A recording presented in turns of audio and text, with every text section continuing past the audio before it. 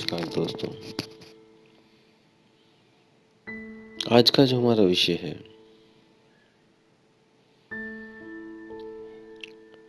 क्या गुरु भी हमारी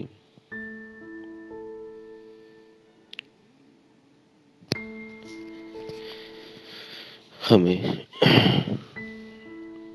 प्रतीक्षा लेता है?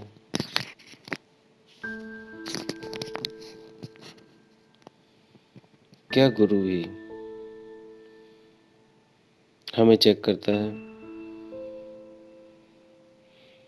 गुरु भी हमसे खेल खेलता है? क्या गुरु भी हमें परखता है? तो इस तरह कई प्रश्न हैं।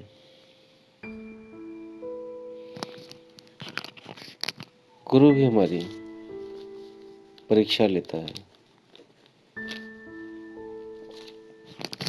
तो इन सभी का जवाब मैं इस वीडियो में देने की कोशिश करता हूँ।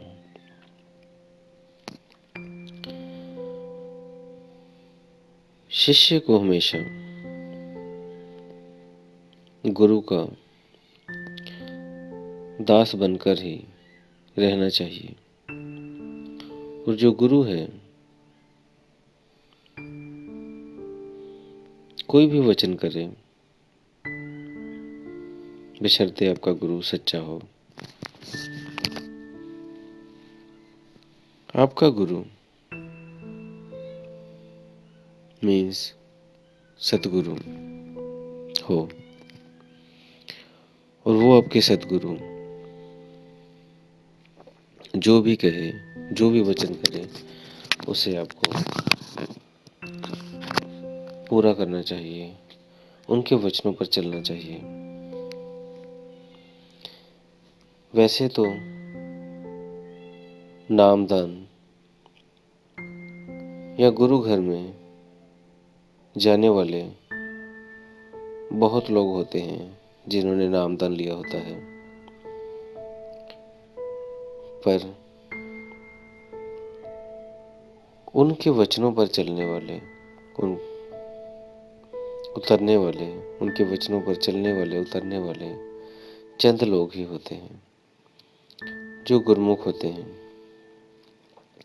जो गुरु के कहे अनुसार ना चले उसे गुरमुख नहीं कहते, उसे मनमुख कहते हैं।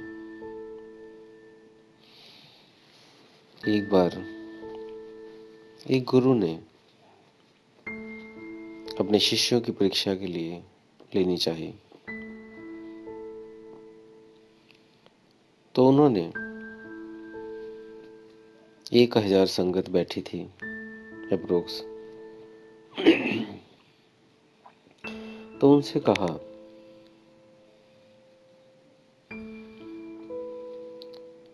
अपने सेवादार भी, उनके जो मेन सेवादार, जो हर कहा उनका मानती है, गुरमुख है, वो 10 सेवादार भी बैठे थे, और जो बाकी संगत नामदान ली हुई थी वो 1000 के आसपास बैठी थी। उन्होंने कहा,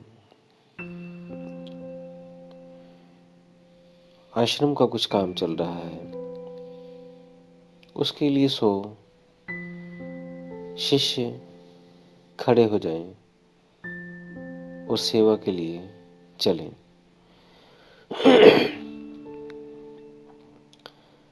मुश्किल से 20 शिष्य इकट्ठा हुए। सदगुरु ने फिर कहा, अभी तो 20 ही हुए हैं, कुछ लोग और आए, कम से कम 100 शिष्य होने चाहिए, 80 लोग और खड़े हो जाएं। इतना कहने पर धीरे धीरे 30 व्यक्ति, 30 शिष्य और खड़े हुए। अब टोटल 50 शिष्य आसपास हो गए। गुरुजी ने फिर कहा, थोड़े से और व्यक्ति खड़े हो जाएं। अगर वो ज़्यादा काम नहीं कर सकते तो कुछ घंटे ही कर लें, कुछ और शिष्य आ जाएं तो उनमें से थोड़े से शिष्य और इकट्ठा हुए और 80 शिष्य हो गए। गुरुजी ने फिर कहा, कुछ शिष्य और चाहिए, लेकिन अब कोई खड़ा नहीं हुआ। तो उन्होंने उस 80 शिष्य को बाहर साइड में बुला लिया और सेवादारों को कहा कि इन्हें काम पर लगा दो। जो भी वहाँ पे कार्य चल रहा था सभी को अलग अलग जगह पे भेज दिया गया। किसी को सब्जी काटने के लिए, किसी को लंगर रूम में भेज दिया गया सेवा करने के लिए, और किसी को कुछ भवन बन रहा था वहाँ पे काम पे लगा दिया। जब शाम हुई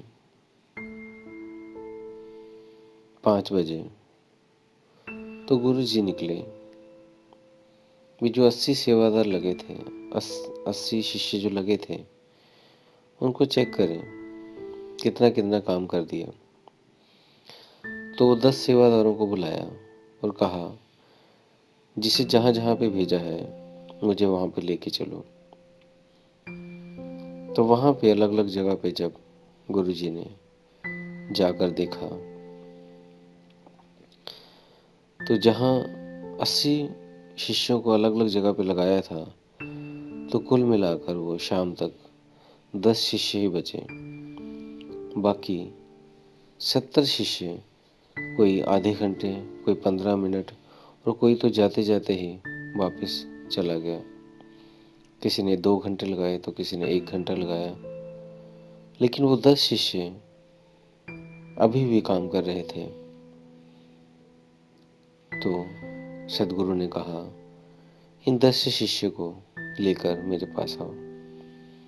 सेवादारों ने लेकर आए और बहुत उदास हुए कि 80 शिष्य निकाले थे और सिर्फ 10 शिष्य ही काम कर रहे हैं, बाकी पता नहीं कहाँ चले गए। सेवादार बहुत उदास होकर बैठ गए। वे अब गुरुजी हमें भी बोलेंगे, वे तुम्हें शिष्य जो दिए थे उनसे काम क्यों नहीं करवाया। तो गुरुजी ने 10 सेवादारों को और 10 शिष्यों को अपने कमरे में बुलाया और सेवादारों को लगा शायद सदगुरु हमें डांटेंगे, लेकिन सदगुरु ने कहा, जिन्हें भी मैंने नामदान दिया है वो सभी उस परम पुरुष सतलोक तक, सचखंड तक नहीं पहुंच पाएंगे। सिर्फ जो ये 10 शिष्य